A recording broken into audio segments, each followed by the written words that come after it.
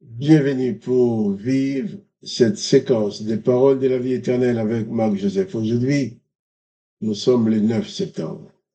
9 septembre 2024. Et bien sûr, je suis revenu te rappeler, te redire que ce jour du 9 septembre 2024 est pour toi un jour de grâce. Parce que tu as la présence de Jésus-Christ dans ta vie. J'insiste et je répète, Jésus-Christ dit pour toi personnellement, je suis avec toi tous les jours jusqu'à la fin du monde. Tu dois prendre conscience de cette réalité, prendre conscience de la réalité de la présence de Jésus-Christ dans ta vie à chaque instant. En sorte que chaque instant que tu vis soit pour toi un instant de grâce. Parce que Jésus-Christ, c'est le promoteur de la grâce. Sinon qu'il est présent dans ta vie, c'est que la grâce est présente.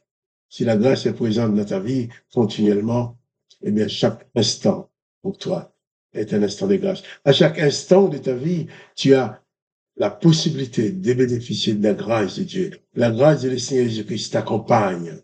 Je ne parle pas d'une religion. Je ne peux pas savoir de quelle religion que tu es. Jésus-Christ n'est pas un créateur de religion. Mais Jésus-Christ dit seulement, tous ceux qui croient en lui, qui veulent devenir son disciple, il marche avec eux tous les jours jusqu'à la fin du monde, autant que le monde existe. Pourquoi? Parce que quand le monde n'existe plus, tu ne dois pas être dans un monde qui n'existe pas.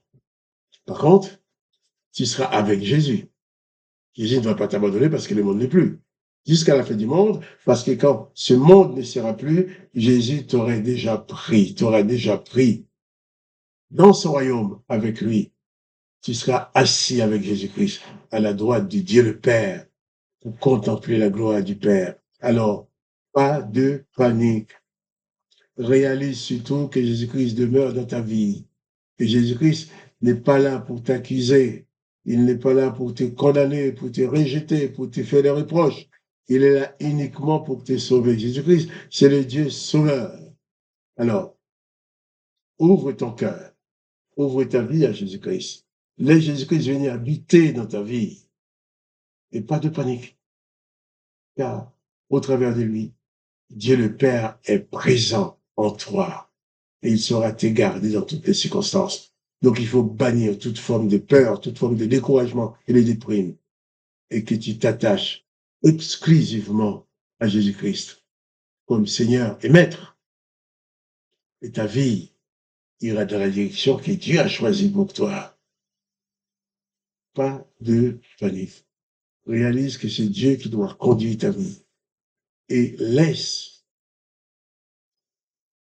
la présence de Dieu au travers de Jésus-Christ pilote ta vie pour te diriger là où Dieu veut te mener et que pour ta vie soit servi à glorifier le nom du Dieu le Père. Oui, que son nom soit glorifié, béni. Que le nom de Jésus-Christ soit glorifié également. Que toi, mon frère, ma sœur, ce soit richement béni par la présence de Jésus-Christ. Et avant de continuer, je vais prier avec toi.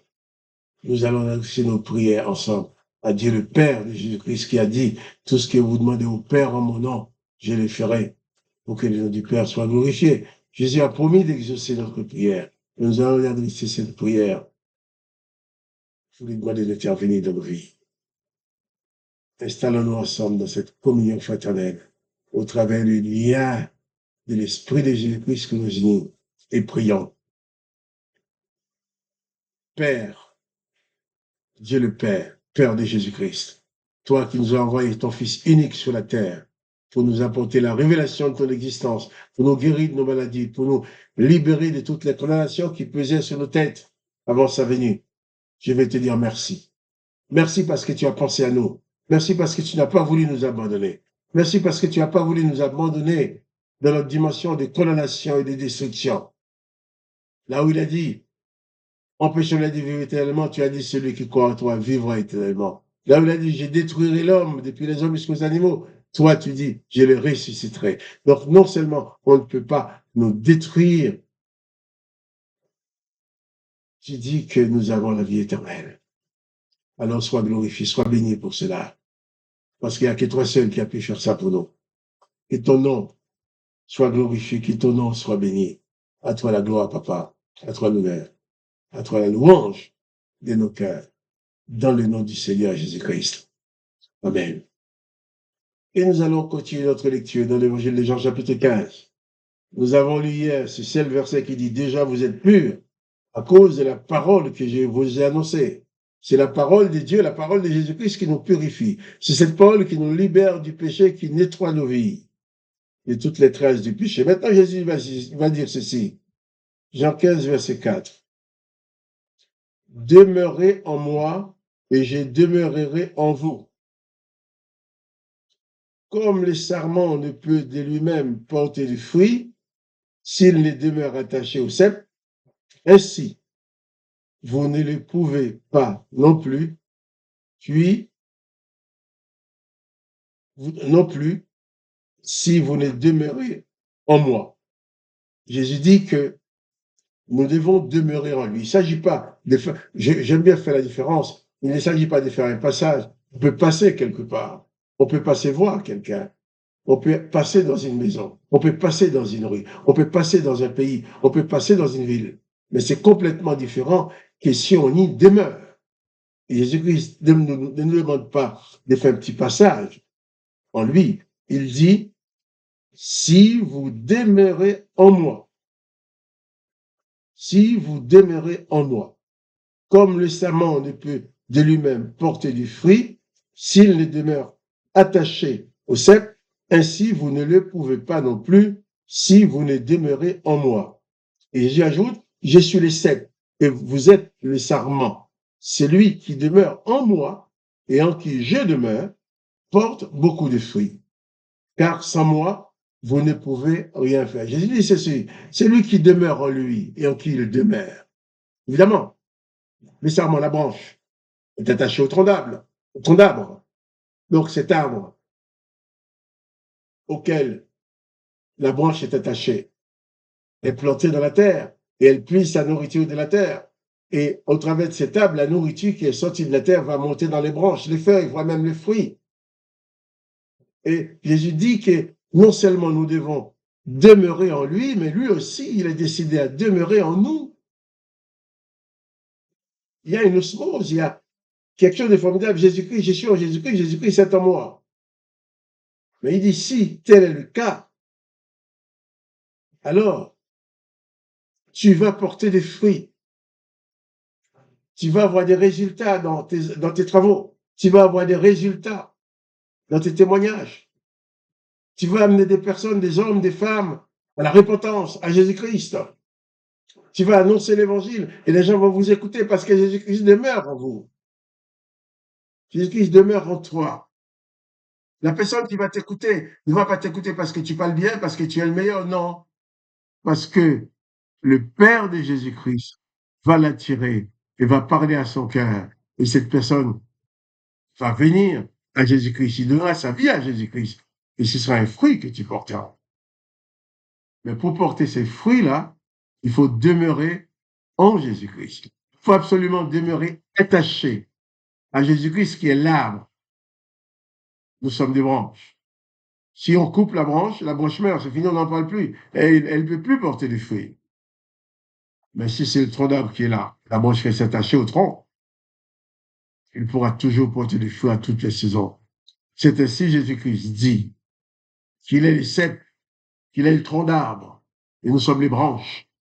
Nous devons rester fermement attachés à lui, en sorte que nous puissions porter des fruits. Je suis le cep, vous êtes les sarments, dit-il. Celui qui demeure en moi et en qui je demeure porte beaucoup de fruits. Car sans moi, vous ne pouvez rien faire. Jésus sait bien que malgré tous nos efforts, nous ne pourrons rien faire sans lui. C'est pour ça qu'il a choisi de demeurer avec nous. Quand il dit, je suis avec vous tous les jours, jusqu'à la fin du monde. Sa présence, même quand je ne le vois pas, je sais qu'il est présent. Et c'est cette présence qui me porte, qui me soutient, qui me permet d'aller plus loin, qui m'encourage. C'est cette présence qui m'assure une réussite par rapport à mon travail. Parce que Jésus-Christ est présent, parce qu'il est avec moi, il est tout-puissant. Il faut absolument que tu ouvres ton cœur pour recevoir Jésus-Christ, le bon berger.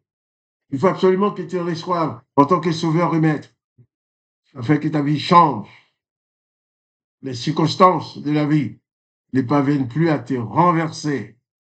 Car si Jésus-Christ te tient debout, personne ne peut te renverser. Que le nom de Jésus-Christ soit béni. Que le nom de Dieu le Père soit glorifié. Et que toi aussi, mon ami, tu sois pleinement béni par la présence de Jésus-Christ dans ton cœur.